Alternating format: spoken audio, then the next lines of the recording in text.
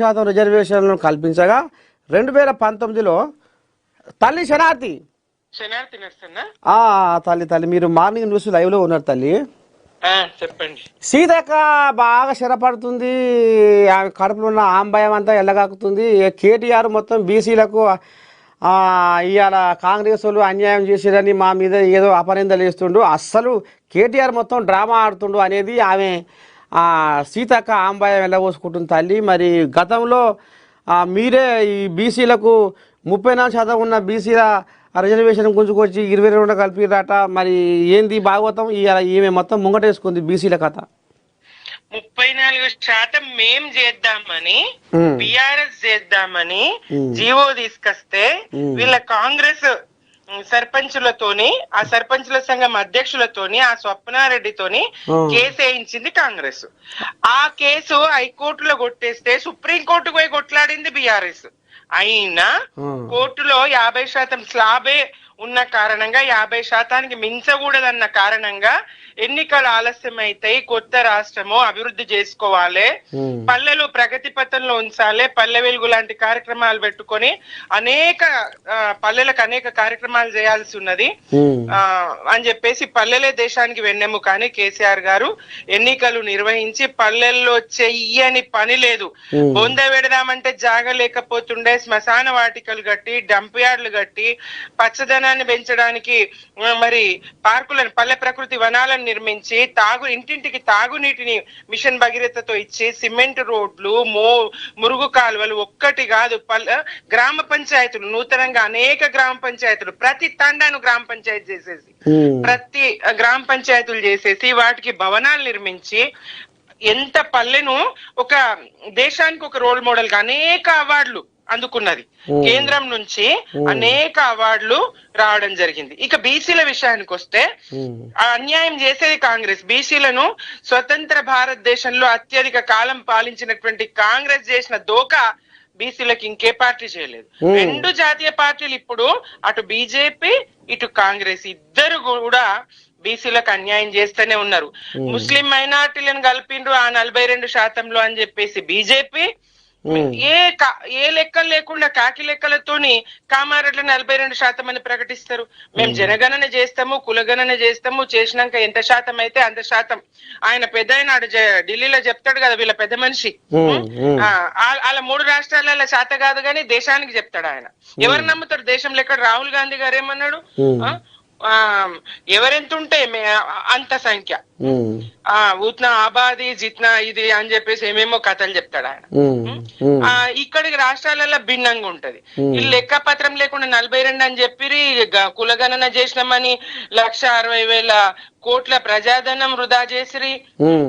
160 కోట్లు 160 కోట్ల ప్రజాధనాన్ని దుర్వినియోగం చేసిరి. ఆ కులగణనను పబ్లిక్ డొమైన్ లో పెట్టకపోయిరి.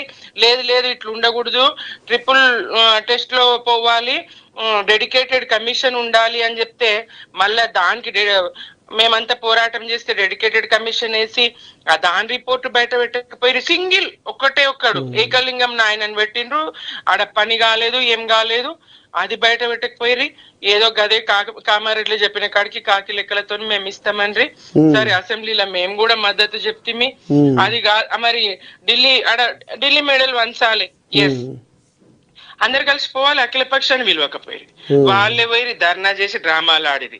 ఎవరిది డ్రామా సీతక్క గారు? ఎవరిది డ్రామా? ప్రజలు అర్థం చేసుకోరా? ఇవాళ 24% ఉన్నదాన్ని 13% పడగొడుతురు కదా బీసీలకు. 24% ఉన్నటువంటి రిజర్వేషన్ ను 13% పడగొట్టిండ్రు నరసన తాత. లెక్కలు తీయండి మీరు, తెలంగాణ రాష్ట్ర వ్యాప్తంగా లెక్కలు తీయండి. ఒక్కొక్క జిల్లాలో 14%, 13%, యావరేజ్ గా 17%కి బీసీల రిజర్వేషన్ వడగొట్టిండ్రు. 42% మాట దేవుడెరుగు, ఉన్న 24% కూడా ఇయ్యే శాత గాని అసమర్థ కాంగ్రెస్ ఇది. బీసీలను ఇంకోటి కామారెడ్డి డిక్లరేషన్ పేరుతోని ఇది ఒక్కటే కాదు కదా నర్సన్న, ఎంత చాంతాడంత లిస్టు కులాల వారిగా ఎవరికి ఏం చేస్తామని 20,000 కోట్లు ఇస్తాం బీసీలకు అండ్రి, ఎంబీసీలకు మంత్రిత్వ శాఖ అండ్రి, ప్రతి కార్పొరేషన్లల్లా ఏది బీసీల కోటా ఉంటదండ్రి, వైన్ షాప్లలో గౌడన్నల కోటా ఉంటదండ్రి, రజకులకు ఇస్తామన్రి, ముదిరాజులకు ఇస్తామన్రి. ముదిరాజులను బీసీఏలు కలుపుతామన్నారు నరసింహ తాత.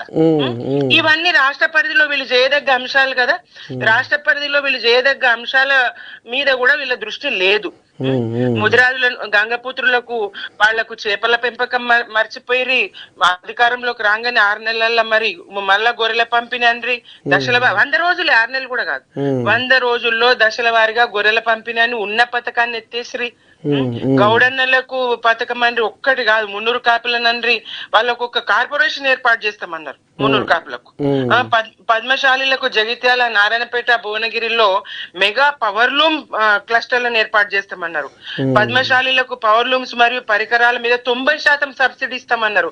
ఒక్క పద్మశాలి కన్నా పవర్ లూమ్ ఏర్పాటు చేసిండ్రా? విశ్వకర్మలకు మంగళి, స్వర్ణకారులు, కమ్మరి, వడ్రంగులకు, కుమ్మరులకు 90% సబ్సిడీలతో టూల్ కిట్లు ఇస్తామన్నారు. పట్టణ ప్రాంతాల్లో షాపుల ఏర్పాటుకు భూమి ఇస్తామన్నారు. భూమి ఇచ్చుడు కాదు కదా, కేసీఆర్ ఫ్రీగా ఇచ్చిన కరెంటు కూడా ఇప్పుడు వీళ్ళు బిల్లు వేస్తుండ్రు. నాయి బ్రాహ్మణులకు వాళ్ళ షాపులకు, బార్బార్ షాపులకు కేసీఆర్ ఫ్రీ కరెంట్ ఇచ్చిండు. అలాగే రజకులకు వాళ్ళు ఇస్త్రీ చేసేటువంటి షాపులకు, ఐరన్ చేసే షాపులకు, లాండ్రీలకు ఫ్రీగా కరెంట్ ఇచ్చిండు. అది కూడా ఎత్తేసిండ్రు వీళ్ళు. ఇంకా రజకులకు, యువతకు పట్టణాల్లో లాండ్రోమేట్స్ ఏర్పాటు చేసుకున్నందుకు 10 లక్షల రూపాయలు ఇస్తామన్నారు. రాష్ట్ర వ్యాప్తంగా ధోబీఘాట్ల ఆధునీకరణ కోసం జిల్లాకు 10 కోట్లు కేటాయిస్తామన్నారు. ఒక్క హామీ కాదు కదా, నమ్మించి గొంతు కోసిండ్రు. రిజర్వేషన్ల కాడ నుంచి మొట్టమొదటి అంశం రిజర్వేషన్లు. 6 నెలల్లో అధికారంలోకి వచ్చినాక 6 నెలల్లో బీసీల రిజర్వేషన్లు పెంపు, కులగణన, బీసీ కమిషన్ నివేదిక ఆధారంగా పెంచి ఇస్తామని చెప్పారు. కొత్త స్థానిక సంస్థల్లో బీసీ రిజర్వేషన్లు 23 నుంచి 42కు పెంచుతామని చెప్పిండ్రు.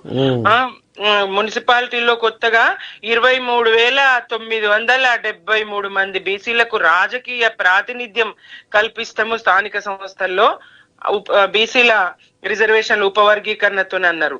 ఎన్ని హామీలు! ఒక వర్గానికి కాదు, జనాభాల సగం ఉన్న బీసీలకి ఎట్లా మోసం చేస్తుంది కాంగ్రెస్? ఎన్నిసార్లు మోసం చేస్తుంది కాంగ్రెస్? రాహుల్ గాంధీ ఏం చెప్తారు, రాష్ట్రంలో ఏం జరుగుతుంది? సీతక్క మాట్లాడినా, ఇంకొకరు మాట్లాడినా బీసీలు విశ్వసించే స్థాయిలో లేరు, నమ్మరు. నమ్మించి గొంతు కోసిన, తడిగుడ్డతోని గొంతు కోసినటువంటి కాంగ్రెస్ ను బీసీలు నమ్మరుగాక నమ్మరు. అధికారం ఉన్నదని బెదిరించి ఓట్లు వేయించుకుంటే సరిపోదు. రేషన్ కార్డులు తీసేస్తాము. జూబ్లీస్ లో అదే జరిగింది కదన్నా నర్సే తాత. రేషన్ కార్డులు తీసేస్తాము, సన్న బియ్యం రద్దు అవుతాయి, మీకు ఇచ్చే 200 యూనిట్ల ఏడా 10 ఇండ్లకు వస్తుందో కానీ అది కూడా పోతుంది. ఇట్లాంటి అన్ని చెప్పిరి. గ్యాస్ సబ్సిడీ పోతుంది. ముఖ్యమంత్రి స్వయంగా భయపెట్టి బెదిరించి ఓట్లేయించుకొని గెలిచి అక్కడ ఆ గెలుపుని చూసి రాష్ట్ర వ్యాప్తంగా మాకు ఇదే పరిస్థితి ఉంటది అంటే ఆ భ్రమల తేలని ప్రజలందరూ తెలుసుకుంటున్నారు, బీసీలు తెలుసుకుంటున్నారు ఎవరు బీసీలను మోసగేస్తున్నారు అనేది స్పష్టం. అటు బీజేపీ ఆ వంక చూపించి అన్ని రాష్ట్రాల్లో, బీజేపీ పాలిత రాష్ట్రాల్లో మైనారిటీలకు లేదా కోట, ఇక్కడికి వచ్చేసరికి మైనారిటీ కోట ఉన్నదని మేము అడ్డుకున్నామని. పోనీ వీళ్ళన్న రాహుల్ గాంధీ గారు ఎప్పుడన్నా పార్లమెంట్ లో ప్రశ్నలు లేవనెత్తిండ్రా బీసీల అంశం మీద? దేశవ్యాప్తంగా పర్యటనలు చేస్తావు, తెలంగాణలో మేము చేసినామని చెప్తారు ఇక ఆ పేద మనిషి అయితే. ఇక విచిత్రం, ఇక్కడ చేయని అన్ని చేసినామని పక్క రాష్ట్రాలలో చెప్పుకున్నాడు. ఇలా ప్రపంచం అంతా గుప్పిట్లోకి వచ్చింది. వసుదైక కుటుంబం తెలియకుండా ఉంటుందా? ఇక్కడ ఏం జరిగిందో ఏం జరగలేదు, ఆడ ఫలితాలు కనబడాయా? ఇవాళ అబద్ధాలు ఆడినంత మాత్రాన జనం నమ్ముతారా? ఇక్కడ పరిస్థితి ఇట్లా ఉంటది. ఆయనేమో అయిపోయిందనే చెప్పుకొని తిరుగుతాడు, వీళ్ళేమో ఉన్న రిజర్వేషన్లు ఊడగొడతారు. ఇది నర్సయ్య తాత. ఇంకేమన్నా సమాచారం కావన్నా?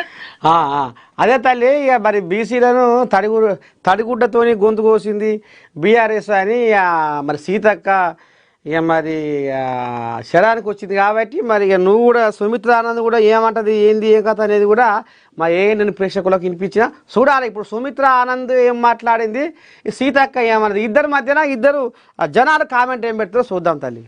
మంచిది. శనార్థి.